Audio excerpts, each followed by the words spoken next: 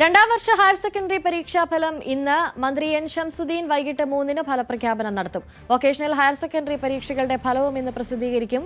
ഔദ്യോഗിക പ്രഖ്യാപനം നടന്നാലുടൻ പൊതുവിദ്യാഭ്യാസ വകുപ്പിന്റെ നമ്മുടെ കേരളം ആപ്പടക്കം 7-ലധികം പ്രത്യേക ലിങ്ക് വഴി വിവരങ്ങൾ തത്സമയം ലഭ്യമാകും. മാർച്ച് 6 മുതൽ മാർച്ച് 28 വരെയാണ് ഈ വർഷത്തെ +2 പരീക്ഷകൾ നടന്നത്. ഇത്തവണ 4.5 ലക്ഷത്തിലധികം വിദ്യാർത്ഥികളാണ് +2 പരീക്ഷ എഴുതിയത്.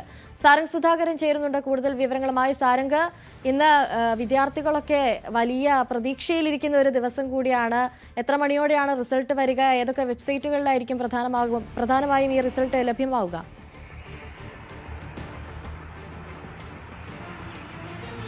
അനുശ്രീ, ഇന്ന് ആണ് അതായത് യു.ഡി.എഫ് സർക്കാർ അധികാരത്തിലേറ്റ് എൻ ഷംസുദ്ദീൻ വിദ്യാഭ്യാസ മന്ത്രിയായിട്ട് ആദ്യമായിട്ടുള്ള +2 റിസൾട്ട് അദ്ദേഹം പ്രഖ്യാപിക്കുകയാണ്.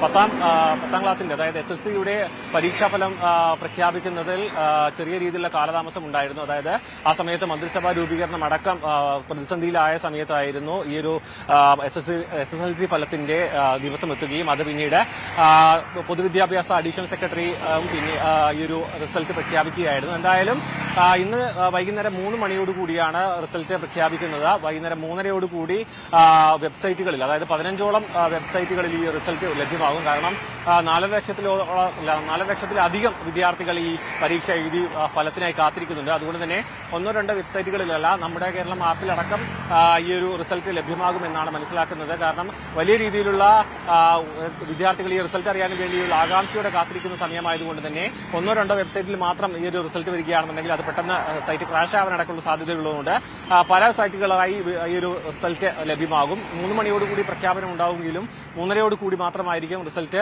വെബ്സൈറ്റിൽ ലഭ്യമാവുക. 4,50,000-ലധികം വിദ്യാർത്ഥികൾ പരീക്ഷ എഴുതിയിട്ടുണ്ട്. മാത്രമല്ല ഈ പശ്ചിമേഷ്യൻ യുദ്ധ സാഹചര്യം നിലനിൽക്കുന്നതുകൊണ്ട് തന്നെ ഗൾഫ് മേഖലകളിൽ പരീക്ഷ റദ്ദ് ചെയ്തിരുന്നു.